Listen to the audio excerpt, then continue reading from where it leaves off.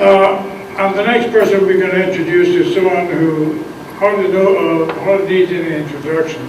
She's been around here. I told her, I said, look, Ina, and we want you to rally the troops, not rattle them.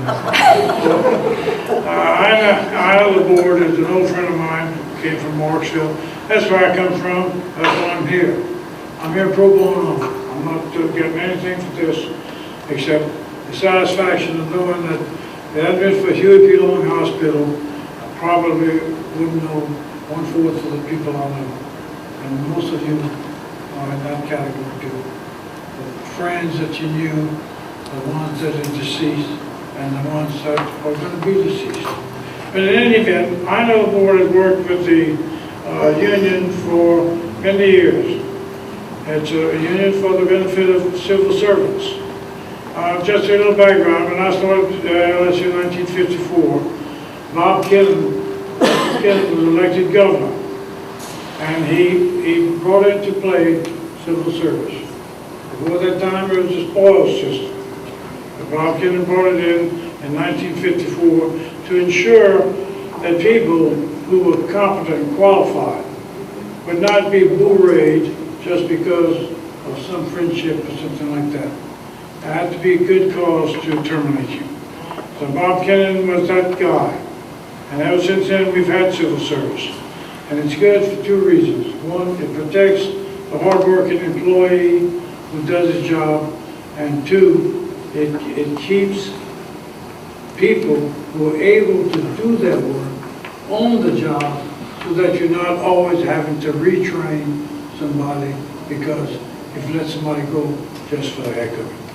So without further ado, I'm going to introduce my good friend Ina Laborde so she can say us a few words about Huey P. loan as well as you. Thank you. Well, I want to say hi to all of you that I know. Those of you I don't know, I'll probably get to meet. I first want to talk about things concerning the existence of Huey P. Hospital and what it means to me as a person, what it has meant to my family. Chris and I do go a long way back. We can remember when family members had to come to Huey P. Hospital because they were poor. And always, always, never forget, those of you that don't know it, that this is the only state in the nation that has always taken care of its sick, its hungry, and its poor. And to see the atrocities that this governor has done to that very awesome pride that everybody had because they grew up in a state that cared about them, cared about only you. So it was very disheartening to have to fight, excuse me, to fight the governor on every issue concerning anything that had to do with health care. Our mental hospitals, fight. Our MR facilities, fight. Our Huey P. our charity hospital system. Only place in the country that has that. Another fight. But you know what? He is a very, very vindictive person. And when you beat him once, he's coming after you again. And you have to be willing to stand up and fight. And fight is what the employees at Huey P. Hospital have done. They have stuck it out to the bitter end. I'm not sure that, and it's something that we're questioning now, that they were even giving layoff notices like they should have been given.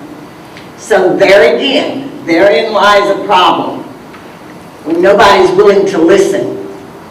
And you know, as Senator Never said, and I talk about this all the time and I say it to everybody I can, he said we are here to represent people without privilege, the working poor, the employees, that group of people, the working poor, the needy.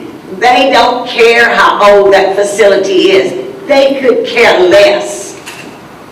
It was about the people who helped them that worked inside that hospital. They knew that people cared because they didn't make a whole lot of money. The governor made sure that. They didn't get raises for the past 5 years, but they stuck it out. And so they did. They held tight and they didn't jump ship. They stayed on the ship. And you know, I personally want to thank every employee that is here tonight about the awesome care that you have given the poor and the needy. From the bottom of my heart, I want you to know it means a lot to me. Most of my brothers and sisters were born at Huey P. My brother died at Huey P.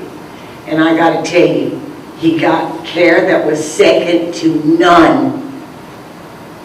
So I want all of you to know that having been civil service employees, you know, we preach about you do have rights. You do have rights as a civil service employee, and somebody needs to recognize that. They need to recognize the fact that you weren't just somebody that can be kicked to the curb. You have rights, and if there are some rights somewhere that they have violated, then I'm sure that the attorneys and the brilliant heads are going to find that flaw.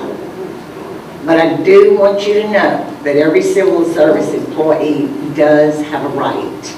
And I have represented employees within the civil service system for the past 36 years.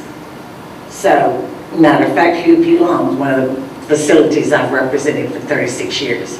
So it means a lot to me. It's more than just a building. And it's got to mean that to more than just me. And so, you know, I want to thank all of you, and I'm so happy that I got a chance to say thanks to the employees that work there and serve diligently. So with that, I'm going to say thanks, and if ever any of you need me, most of you have my number, and if you don't, you know where I live.